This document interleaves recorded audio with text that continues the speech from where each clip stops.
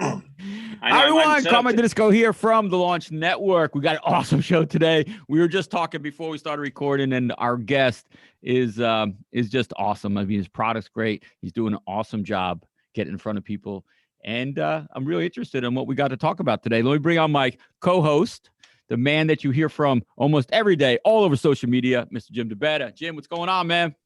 Hey, good morning.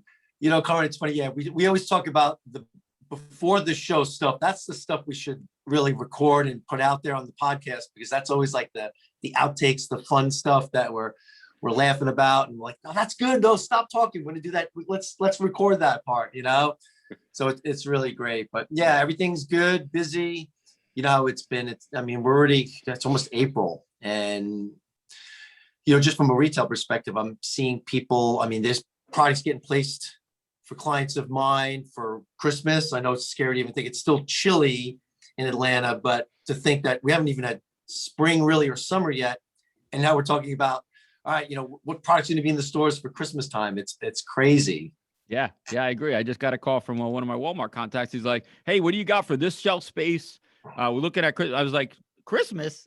You know, you're right, man. It is crazy out there. Yeah, and I'm sure our guest, who we're going to introduce in a moment, he knows very well the timelines. And I mean, there are retailers looking at 22 already. I mean, 2022, and they have to, because it's just such a big concocted effort to get products, you know, on a shelf, placed, make space for them, and for those retailers with all these stores to get everything lined up. But yeah, we have a great guest. Really happy he was able to join us. I reached out to him in the hopes, fingers crossed, that he would be able to find some precious time, and he has. So let me introduce Michael Van Horst. Michael, good morning. Good morning. How are you guys? Doing good. You know, it's interesting. You talked about outtakes. You know, I'm on tomorrow morning again, very early with HSN tomorrow morning. You want to see outtakes? Just come watch me on some of those shows. You know, I've done so many of them, but I got to tell you, every time that producer says it's go time, I get a little, you get butterflies a little bit. You know, I mean, it's because it's such a fast and furious show, and so is QVC, but we can kind of get into that as we talk a little bit. But yeah, the outtakes are, you know, you could probably get quite a few of those on there. You know, Mike, I had my own products on HSN years ago, and I remembered, I don't know if it's changed because I haven't been on there myself recently, but I remember having like the little earbud, and like the producer that like talking to make sure that you're working with the host, the show host, the right way and stuff like that. And you're right. It's like there's these cameras on you, and even though you know your product and you know your business like the back of your hand, to get on live or even anything that's recorded, it makes you feel just a little nervous. Like, yeah, you're anxious. You're so involved in I don't know, call it your spiel or whatever, you know, and you have it down and you get on there, and you're right. You know, even now, you know, the producer's in your ear, and you know, he tells you he's either going to extend it or cut it shorter or keep it going, and then you're listening to the host so that you can answer his questions correctly as it goes along, because it goes so fast. So you know, you've got this bombarding going back and forth, but I love it. I mean, it's every time I do it, it's exciting. I love it. I mean, you know, and that someday is going to come to an end, you know, as it all does with home shopping. You know, been very blessed to be keep doing it and keep going on. You know, as you guys know, with QVC and HSN, it's all about the numbers per minute as far as dollar amount. You know, not dollars per minute. Yep. Exactly. You know, it's not about how many units. So you know, you got to step up to the plate. You got to keep them interested and get it going. Before we get into a lot of questions I have an initial question that's probably going to be the most important question. That is, the clock behind you says it's about 5:37.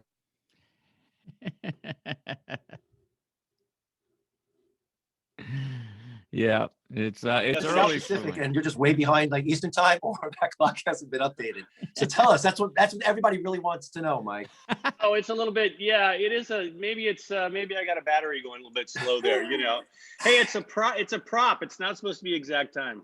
Well, good. See, like, hey, I have no background. So see, this is why I have no background, Mike, because nobody can make fun of me. There's nothing there. Let's see, so we can pull out your clock. So, all right, now that we got that out of the way, again, seriously though, we really appreciate you coming on, and because most importantly, Mike, why we do this show is to help inventors, right? We want them to learn from not only Carmen and I, you know, we've been in this business forever, but from real people like you. I mean, Mike, look, I've been following you. We've talked over the years, and I've watched you go from this guy with this cool product, and we're going to let you talk all about it. But now all of a sudden I go shopping and I'm in retail stores and I'm like, oh my God, there's Mike's thing, like there's this product. And to see that is really rewarding in this business, because a lot of inventors feel like they can't achieve success or they can't get it done. And you're a perfect example of somebody who just keeps grinding it out. You get up every day, you do your thing, you're visible, you're on social media. Yes, you're on HSN, and that certainly doesn't hurt, right? But you didn't just stumble into HSN. Nobody handed you that opportunity. You went and found that opportunity and ran with it.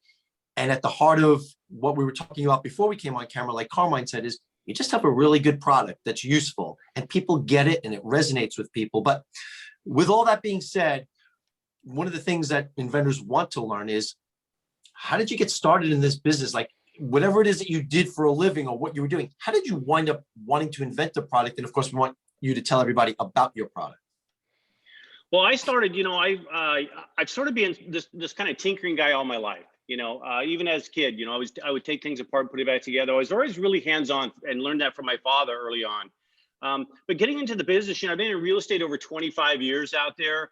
So, which is really sort of how this kind of evolved a little bit. I'm in a lot of houses. I see a lot of people that, are just moving in, trying to get their things put away, and the last thing that I always see in anybody's house, and I'd get invited back to a lot of my clients' houses after I close on them. And, always the pictures and everything are leaning against the wall on the floor. And we've all seen it, we wait weeks, months, we procrastinate about putting something on the wall. And I would constantly ask them about that, because I've struggled with this over the years. My wife has, my friends, my peers, so many people that I see. When you think about just putting 2 nails in the wall, right? It's supposed to be so simple, to hang a picture and get it level.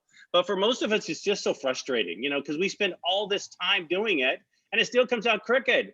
So we just want to tear them off the wall and don't do it, So, when I was in one of my clients' homes, I walked in and it was this lady, and she was actually putting a couple of pictures on the wall, and she was struggling with it. She was by herself, And so I said, hey, let me give you a hand. So I helped her out with it. But after that, I kind of thought, that's sort of where my aha moment sort of started with this product, Push and Hang. I thought, how can we get something made like this, make it easier for somebody just to hang simple things on the wall, And there's so many items out there, that we call marking tools, things like this. I mean, there's literally hundreds of them. And that's what I first came up with when I started this. I was like, I was going along that path like everybody else. And I'll show you these real quick. I think Carmine's seen these before, but this is how I started. This has a laser beam on both sides. Nice. Carmine's already laughing at me. Don't look at him. Yeah, right. This should be like that warning thing that like the red laser, don't look directly into it. So give us a heads up if you're going to turn it on, Mike. This is it. No, I won't turn them on, but these are so funny. I mean, look at these things. Yeah, you can see the little laser beam on both sides. I cut these safety goggles out. And what's interesting is your head is so self-leveling, which I found out about the human body. If you just stand there, your head's really kind of self-leveling. I mean, I guess unless you got neck problems, but and when you turn these on, they'll go directly where you want to mark the holes. So this is how I started. I started with these crazy glasses. And then I thought, this is kind of crazy myself. And my wife said, no, that's probably not going to work, Mike. So I put it down and I said, why hasn't anybody gone one step further ever and put the nails in the wall for you? And I thought, wow. So that was my aha moment, was let's make something that's actually going to put the nails in the wall for you. It's going to level it for you. It's going to do everything for you. So you don't ever have to pick up not even a hammer again or any tools. All right. Hey, Mike. Okay. So you have this aha moment, as you say, you're in real estate. So it's a natural, you're in people's homes, you see the problem, and it makes it more magnified when you're in your own home saying, yeah, wow, there really isn't a way that people avoid putting pictures up, either because they want to get it right or they, for whatever the reasons are. But once you had this idea, what did you like? Okay. And I want you to think like back and think about all the inventors out there who are listening to this or watching or thinking about something that they had an aha moment for. And they always wonder, what do I do next? Like, what's the next step? So for you, what did you do once you had this idea and you wrote it down and said, okay, I want to do something with this? What was your biggest concern about getting it done? And then part B here, what steps did you take next to start trying to make this idea a reality? Well, for me, like you said, it was exactly that. It was like, what's next? You know, where am I going to go with this? You know, I was a new guy. I didn't know anything about inventing. You know, I mean, yeah, I was a very hands-on guy and all that, but I didn't know any steps or anything about it. And what was interesting about me is I have this A through Z personality, which you guys will probably find out as we go along. My mind thinks 3-4 weeks ahead. I'm always thinking about other things. And for me to focus on one item was really difficult for me, you know. So I started, I was sort of in this fast track mode. You know, I tried to figure out, I kind of knew it was going to be a product that would work and there was going to be a need for it. But how did I get it out there? How do I get it out there and get people to understand, what I'm offering or what I need to do with it, you know? So, I didn't know anything about licensing. I didn't know anything about, going out there and trying to tackle it myself. And those are some of the first questions in my head was, now what do I do? You know, and I'm sitting around thinking, gosh, this is probably going to cost me a lot of money. And this part of it's going to cost me a lot of money. And where am I going to come up with that at? And, so I had to take sort of a step back, So I knew I was good with my hands. So I started making prototypes, and I knew I could kind of get that far with it right off the bat. Because I knew I needed to see something that I could visualize, that other people could look at, So, I started thinking about putting this little prototype together, and this is really what I put together. And this is kind of what I show people off the beginning too, is it doesn't have to be real elaborate. I went in the garage and grabbed a couple pieces of wood and a knob off of a kitchen for my counter and things like that. And I put this together literally in 20 minutes, I trying to figure out if it was flat against the wall, how can I get that nail to go in there? So, this is as simple as my prototype was. A lot of people I think way out of the box and they think, oh gosh, I've got to get this full production going on a prototype and things, and you don't have to. There's so many simple ways to do that, especially with technology today. And there's 3D printing, and there's a lot of guys out there that'll do simple drawings for you to try and get the aspect of your prototype going. So I sort of started with that, started doing the prototype, and then I wanted to get it out there. I mean, I didn't follow any steps, Jim. I didn't know there was processes, that you need to take and things like this. And so I right off the bat, I started looking at, okay, how can I get this together and how can I get it in front of people? So I started looking at trade shows right off the bat, and I didn't know anything about this. So I went from zero to trade shows like instantly, and once I had my prototype done and I had a buddy do some CAD drawings for me, so then he was part of a big corporation that had dome cameras for casinos and things. And so he had some contacts in China, and I'm like, China? I go, why can't we just make it, somebody locally, And he said, no, let me tell you about a guy I have over there. So we contacted this guy and started getting quotes back, for getting some stuff made up and some tooling and things like that, and the process it takes to get a product made, And I thought, wow, this is like too far. This is China. I mean, how am I gonna deal with this? How am I gonna work with somebody that far away? But so started getting a few prototypes put together, and this is what they were sort of sent me back. Was this sort of concept of how I could do this. Heavy metal, these big old handles and things like that. But so I actually got a simple prototype put together. And I landed, and I went to a trade show. I went to the national hardware shows where I started. I was looking into booths. I didn't know they had these things called inventor pavilions, which are absolutely wonderful for new inventors. I mean, I encourage everybody to look into those type of booths and things when you go to trade shows.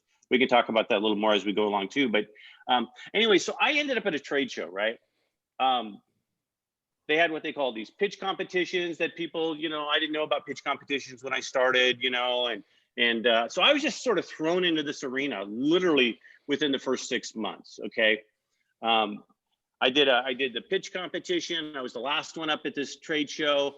It was really overwhelming. And instantly when I got done, I had 4 or 5 guys on me. Like, I mean, they were just like ants. They were on me like, oh my God, I'm going to make millions of dollars and I'm going to take this product and da-da-da.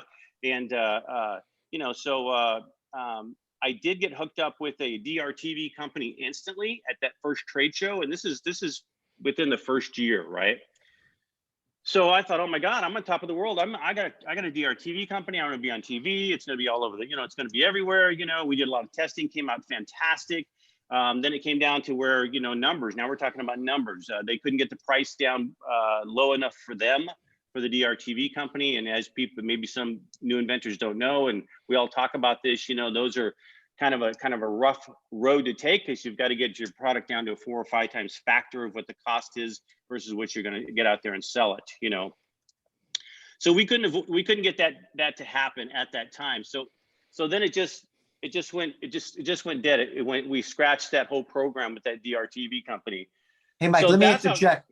Mike, let me interject. What did you pay anything to the DRTV, or was it just they invested in the product and of course would give you back a percentage in terms of the profits? What was your, if you don't have to get into specific numbers, of course, but yeah, because of a lot of inventors, what happens is I worked with Kevin Harrington, who is the king of the infomercial. Everyone knows he had one of the original sharks on Shark Tank. And Kevin's company had a sort of a hybrid. He would sometimes charge people for, you know, script to screen, to script out the infomercial, to actually shoot, to edit, and then to buy the airtime on all the, you know, the network and cable channels on TV. And it was tens of thousands of dollars. Or sometimes Kevin really kind of bought into something himself and said, hey, I'll pay for all of this, but we want a bigger chunk of what we make from it. So if you're able to just generalize quickly what your deal was there, because it's good for inventors to understand the options when they get into DRTV, which, by the way, it's high risk. Not even 1% of DRTV, or we call infomercials, succeed. The ones we see on TV are over and over are typically the ones that are succeeding, because obviously they're on there for a reason repetitively. But what was your deal specifically that way? Well, mine going into it, like you said, I didn't have to put out anything. Okay, they approached me, and I'll tell you who approached me. I'll do a little name drop here. My very first show, and the guy that's followed me ever since is Warren Tuttle. Lifetime Brands. Of course, we know Warren very, very well. Oh yeah. Warren, we've been good friends for a long time, but he's the one that approached me and talked to me about doing the pitch competition. And anyway, so we this whole thing sort of fast forward right into it after that. But no, this particular DRTV company approached me. Didn't cost me a dime. They were going to take it. They were going to do their own info commercial with it. They were going to do all their testing with it. They were going to come back and see how that all went, and they were going to take it to the next step and do some, do some more intricate commercial type things, 60-second commercials. So we did actually a full 60-second commercial with them. They didn't cost me a dime. They put up the money right up front, and then if in fact all the testing came back the way they wanted, then we were going to talk about going into contract and figuring out, what was going to be, my royalty or split or whatever as we got into that. So I was very fortunate. Yeah, that particular company didn't charge me anything. It didn't ask for anything up front. They actually put out the money. So they spent, according to what they said, they spent 15-20 grand, on easy. Yeah, sure. On their half, doing all that production end of it. And it sort of fell out. So that's how that one got started. All right. So before, I know Carmen's probably going to want to ask a question or two. The time goes so quickly. Before I get to that, some background follow-up questions. A, is that a live wreath? And B, are those succulents real? That's what everybody really wants to know. The succulents are real. Oh, Carmine, look at that. The invention in business, these are the real mysteries. These are things people really need to know. The wreath, no, absolutely not. It's fake, it's fake. But it doesn't fade with these bright lights. So it holds up really well under UVC. So we actually have guests on here as I'm trying to build my ideal background. Now the whole theme of our show really becomes about what everybody else has in theirs, right, Carmine? So oh yeah. So if Mike, if he teaches nothing else to anybody, it's background stuff for me. So I'm getting a lot out of this show for sure. Yeah. If anyone can use Mike's product, it is Jim. I mean, Mike, his whole house looks like that. He hasn't hung one thing. I actually want to see if Mike's, we should almost make him take out like his own thing to see if everything's actually really level. We're not going to put him on the spot. All right, Mike, look, this is obviously great information for people. We know how important it is for inventors to understand that it's not just, and then there isn't like a easy, you just wake up, you have an idea, and all of a sudden, you're selling places. The process, it can take years. I know, Mike, you were at it for quite some time. You worked with Warren. We know Warren. Carmen knows Warren really well. I've known Warren, for 20 years. He's an industry icon. Has his new book, the whole thing. But to know that there are people in this business that are safe, that companies like Lifetime brands with Warren are good places to go, because they will get behind your project. They will invest in it if they believe in it. Now, that's not to say that there aren't costs, right? There are always costs involved. To make your product might cost money. It's not free. You pay for that. Obviously, you ultimately went the route of doing this on your own. But for everybody that's tuning in today, can you provide a few real good takeaways? Like, what should an inventor be aware of? What should they really understand or know about this business before they get into it, whether it's the cost, the time, the frustrations? What can you let people know that they would really benefit from? Well, I think, like you just said, I think it's a little bit of everything what you just said. I always tell people that I talk to and that I sort of mentor off the bat. I always tell them, there is no get rich quick formula or book out there for inventing. You do have to put the time in. It does take a lot of effort, and you are going to spend some money along the way. We're not going to tell you that it's going to be just sort of this free journey. Going back real quickly, what we talked about, what I just finished up with sort of the DRTV. That's when everything stopped for me, Jim. That's when I had to throw all that away, and I had to literally start from the beginning. So that's how I started from the beginning in this process. Then I started going online. I started looking at different people and different videos on YouTube, people that have done this, have gone through it, because I didn't know anything about that process. So I had to learn from the beginning after I lost that DRTV, because I really threw my hands up and said, now what, So who I came across with, talking about Warren Tunnel, well, flip the other side of the coin. I came across Stephen Key, I met Stephen at a different show. I got on the phone with him. He was very interested in my product. We talked about it quite a bit. So I started with InventRight, didn't know who these guys were either, Yes, on the other side of the coin, now there is a fee for them, for their mentorship, to go through their program. For me, I question it, but for me, I thought, what, I'm gonna take a dive on this one particular company, because I had been bit a little bit right before that. Like you said, if people want to ask you for money right off the bat, run as fast as you can. So many things along this process of inventing, whether it's just picking up a phone or cold calling or knocking on somebody's door. Why are you going to pay somebody the money that you can do yourself? A lot of times, I get in my mind, if people aren't willing to get up and do some of these things, I don't think you're 100% into it, or you don't have the drive, or you're not really that interested. If you're just going to throw it out there and expect somebody to do all the work for you, that's not going to happen either. Yeah, and I think there's an important, and you're right, Mike. I think there's an important distinction for inventors to understand that. Like you said, you got up, you said, I've got this idea. You go to Home Depot, you bought, or you just pull some stuff from around the house, make your product. Yep.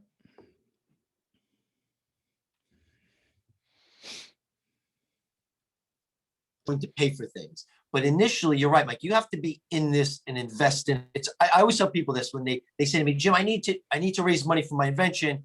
Do you know any angel investors? And I say, well, listen, I can introduce you to a bunch, but I can assure you this. They're not going to invest $1 into your business unless they've seen that you've invested into your own business, whether that's sweat equity or real money. They're not just going to hand you money and take a risk on you, because obviously you're looking for money for a reason, because A, you don't have the experience, you don't have the know-how, and they're not just going to let you waste their money.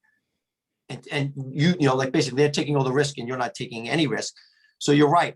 Because we always say, like, Mike, when you go to manufacturing, right? Manufacturing isn't free. And, some of the sales and marketing stuff isn't always free, but you need to be involved in the process. You have to be in it and do everything that you can and get educated, because how else can you be your own best advocate if you don't even know what in the world you're even doing to begin with? Exactly. But like you said, you're an example of, good old fashioned hard work, which evolves into this whole business that you have with Push and Hang that's now become very successful.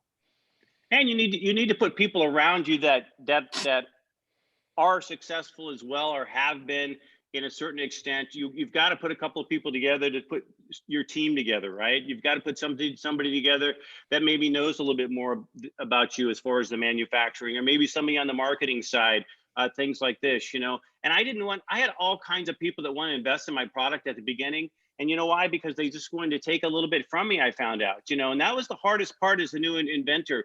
My number one thing out there was learning who to trust. That was my biggest thing. Who can I trust in this business? Because I got told so many stories, and I can't tell you how much money I'd already made about the peak, but they told me they were going to make me millions, right? I'd be a gazillionaire by now if I listened to all those people. But you've got to take it on your own. You got to take that step. I didn't want people to invest in me that didn't have their heart in the product like I did. That really wanted to see it succeed and go forward. You know, I don't need people calling me on the phone once a month going, "Hey, where's my money back? Can you send me a check?" Or how, you know, no, I want people that want to be involved in the process and are willing to take the time to see it evolve. And this is over, you know, as we all talk, this is over a multiple year period. This isn't, you know, 3 months, 6 months. You're going to start getting, you know, royalty checks or money in the, you know, coming back at you, you know. So that was my whole concern at the beginning as well, is just taking it one step at a time, taking it to the next step, learning about it. You know, I watched so many videos and listened to so many different podcasts and things, and really understood that it was a process, and it did take a process after I started that whirlwind of that DRTV, because I did have to start over from ground zero and move forward. You know, I used to make my own portable living room wall that I would carry door to door down the street. I would knock on a door and I would literally do demos on their porch with my living room wall sitting there, you know, and I would ask people, and I would do little pop-ups and things like this in front of retail. And this is interesting.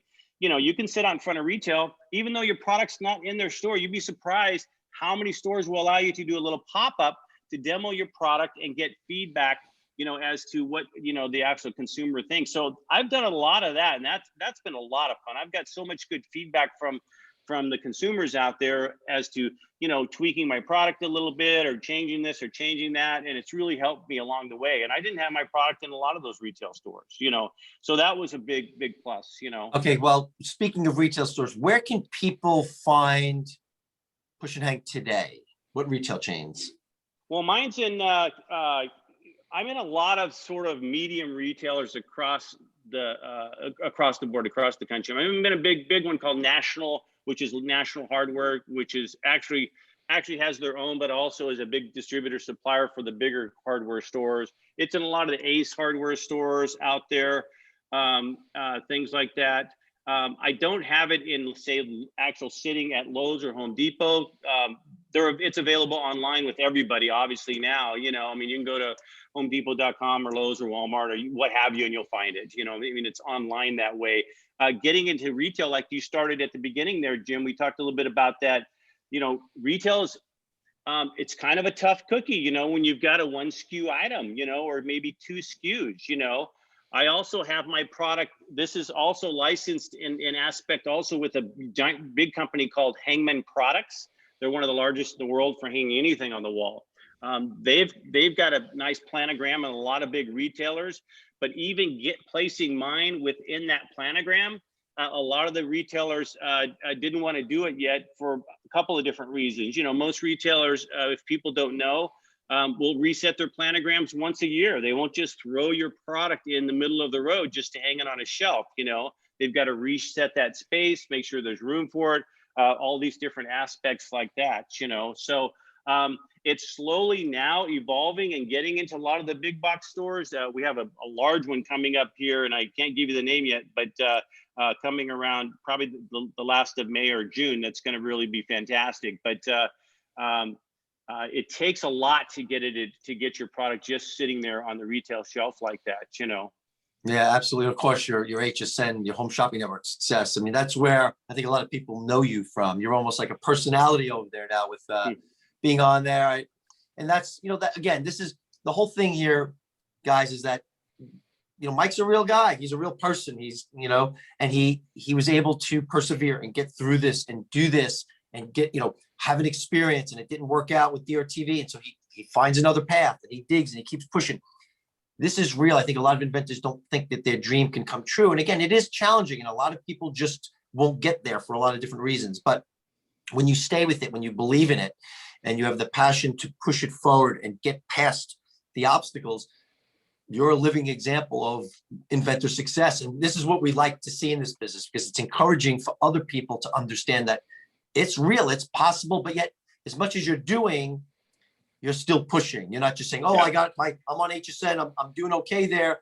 And I'm, when I'm in ACE, and because I've seen your stuff out in stores, but I know behind the scenes that you're not just resting on your laurels. You continue to push because A, it's a good product. B, people, it's useful. People will actually utilize this and it works. And everyone, I think most everybody's got at least one picture they want to put up somewhere. I don't put up any of my background for this show just to spite Carmine. But that being said, it is an ongoing everyday effort. And the more successful you become, it seems like the more work that comes of that success. Carmine, absolutely. I don't think you can ever become complacent ever. I don't care if you've sold a couple of items, or if you're like Aaron at Scrub Daddy that sold billions of items. I don't think you can ever become complacent.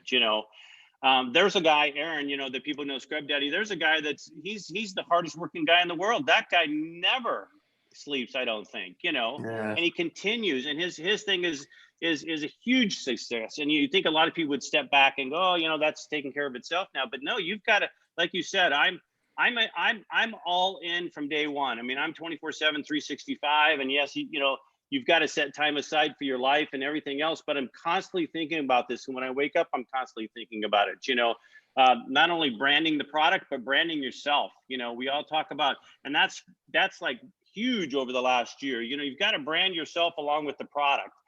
People, like you said, Jim, people want to hear your story. They want to see the inventor. They want to listen to them. They want to understand their product, so it's all about twofold like that, and, video is huge right now. We all talk about video, I'm always trying to post things and put little snippets up there. I often tell people, my number one video that's given me the most revenue is 9 seconds long, 9 seconds long. And you could take it off of your phone, your iPad, your whatever. It doesn't have to, you don't have to spend a lot of money on a video, the old adage of a sell sheet, which still works, it still works, but video is king because we have so little time to impress the buyers, and things like this. Or if you're going after retail, people's time, they just don't have it to sit there and give it to you, so you've got to give them that sort of instant, aha, wow, what is that? And they keep looking at it. But so video's huge right now, So.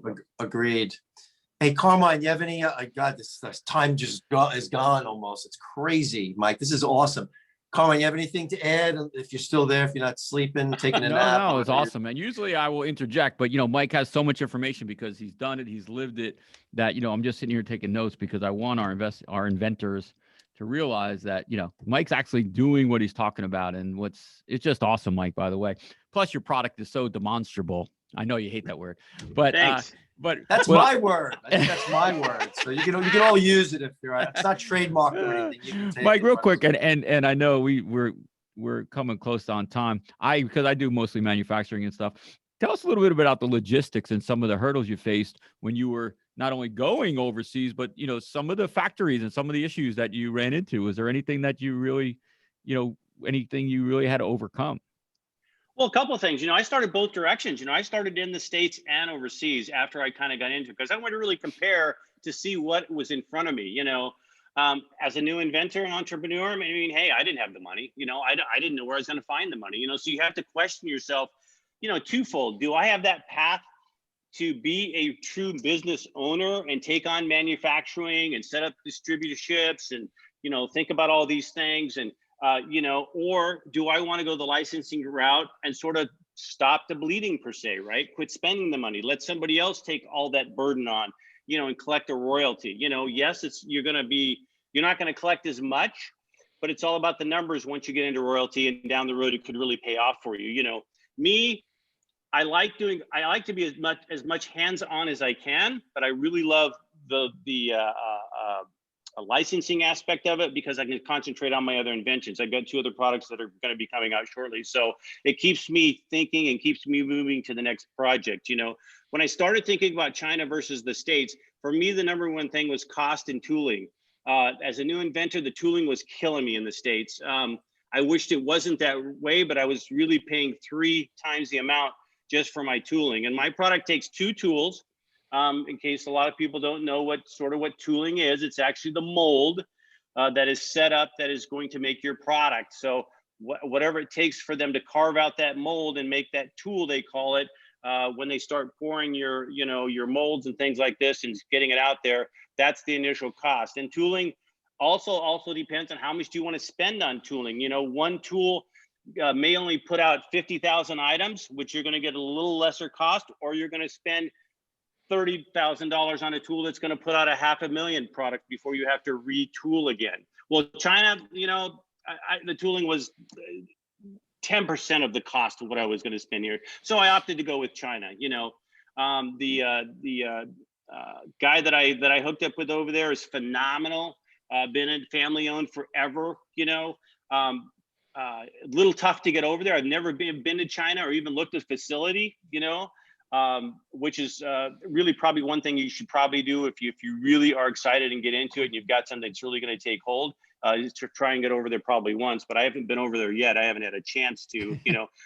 That's another plus about getting your product made in the States, is you can hop over from state to state pretty quickly and show up at your manufacturer. Getting it done in China isn't so easy. A couple of hurdles that we had in China because of all of the tariffs that were imposed on your product coming from China. They bumped it 25% here almost 2 years ago. So I had to raise the cost of my product, and that in turn raises the end result to the consumer as well. So everything that comes over has a 25% tariff added onto it, so that's a little tough. We're hoping to see some of that go away in the future a little bit to get rid of those tariffs. But lead times from China, another thing, especially when you're going on things like I'm on QVC and HSN, both platforms. I've got to supply both of those guys. Even big box, when you get into retail, they want to know, do you have product? Do you have the availability to get your product to me? The worst thing you can do is set yourself up for failure. If you don't have product, you're gonna fail right off the bat. And most people, retail and home shopping, they don't want to wait 6, 8, 9 months for product. You've got to have product on hand and available to them. And so China, you're looking at a 6 to 8 week window on a good side, okay? But right now, if you'll notice, you can just take a snapshot of what's going on in Long Beach and a lot of the ports ever since COVID hit. Those ships are stacked up out there. They're not even getting into port. So your product may be on that ship that you thought was going to be here 6 weeks. Yeah, exactly. And now it's sitting out in a harbor about constantly, getting all that set up and ready to go, and make sure that you're going to have that stuff available to your suppliers. Oof. So there's a lot. It gets to be. Of it stuff. Gets to. Oh, you can just it just gets so involved, So you've got to really take hold, like we started at the beginning. You've got to really focus. You've got to understand that I'm going to be all in on this, or I'm not. And you've got to learn about it, and you've got to every single day. You've got to grind and grind and grind. And I always tell people, if you have a viable product, a really viable product that you think is going to really change somebody's life, even in the simplest way, stick with it. Like we said, persevere. Go ahead, take that other step, cross that line.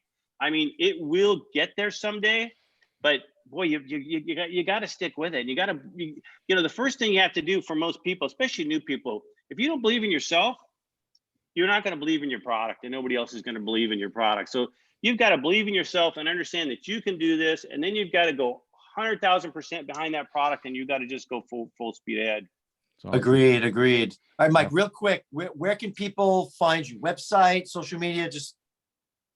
The number one place to find me is my new store that I just opened. You can go QVC or HSN, or you can go to my new store. I just actually opened up probably 3 weeks ago, pushandhang.com. Awesome. Okay, good. Simple as that, pushandhang.com. There's a lot of great videos on there, FAQ videos, demos, all kinds of things. People can find it there. Otherwise, you can if you just type in now pushandhang.com, it's come up everywhere anyway, so you can order it. Obviously, QVC, HSN, big platforms that you can order it on. And in most cases, they're going to have outrageous specials that I run, so you can get it sometimes even cheaper than I can get it to you for on my site. So that's comforting. Hey, real quick, Mike, was it your product that I saw on the My Store? Exactly. Yeah. My Store. And that's a fantastic, there's a little controversy with My Store right now. It's so funny. I get a lot of comments. Mike Lindell, I got to tell you, for new entrepreneurs that have got some product out there, absolutely one of the best platforms that you can place your product on. He's a great partner to work with, takes very little from the inventor as far as his cut, on the product, and he'll take and run with it. And I got to tell you, I've sold my product out every single time that I send him allotment. And it's just been a wonderful program, with everything that's gone on in the news with him. The funny thing about that with people, it's, anytime there's sort of a negative, or if you don't like somebody, they go twice as big the next week. And that's sort of what's happened with him. And also my products being on his platform. I've sold out twofold, and he's doubled his business as well. So what a wonderful guy. I mean, to give back to inventors in that respect, you won't find an easier or most comfortable place to put your product. Cool. That's awesome. He's a great guy. Yeah. What a show. All right, Carmine, you're gonna have to take us home here. This is awesome, man. Well, Mike, we'll get you back on. I was gonna say we need a part 2 and 3. This has been so great, Mike. You know what? Again, I love it because you're not just making this up. You do it for a living. You do it all day long. You're passionate about it, obviously, and so much great information because you came up through the ranks. And I know we just touched on some few things, like you guys said. There's always so much. I mean, you could go on and on and on. Yeah, there's really, really so much that's involved. And so that's probably one of the biggest takeaways for a lot of guys getting into it, and gals and stuff like that, is just stick with it. Just believe in the process, and it'll happen. It'll make it happen. But real quick, going back just for one more second, just to talk about that at the end result. We all talk about, we want to know when we're going to get paid or get our money back, right? So even if you go on this process and you go all the way through the licensing era of it, you're 2 years into it, 3 years into it, maybe you land the licensing deal and you don't get paid then. Once they get it, they're going to probably take another full year getting that thing tweaked out and manufactured. And then once it hits the stores, you're still probably about 6 months away from getting a royalty check. So everything is down the line. But once it comes back to you, it'll come back to you rather quickly, and it does pay off. So it's a wonderful experience. I would do this over and over every day, and I do, and I love it, and it's one thing that's always going to stick with me. So I appreciate it, guys. Thank you so much, man. Good to see you guys. Oh man, Mike, it's been awesome, man. It's we appreciate you giving us some time, because this has been a great show, as Jim said. For all you listeners out there, please get in touch with Mike if you have some questions. Get in touch with Jim if you have some questions. Between both of those guys, I can answer probably any question that you have.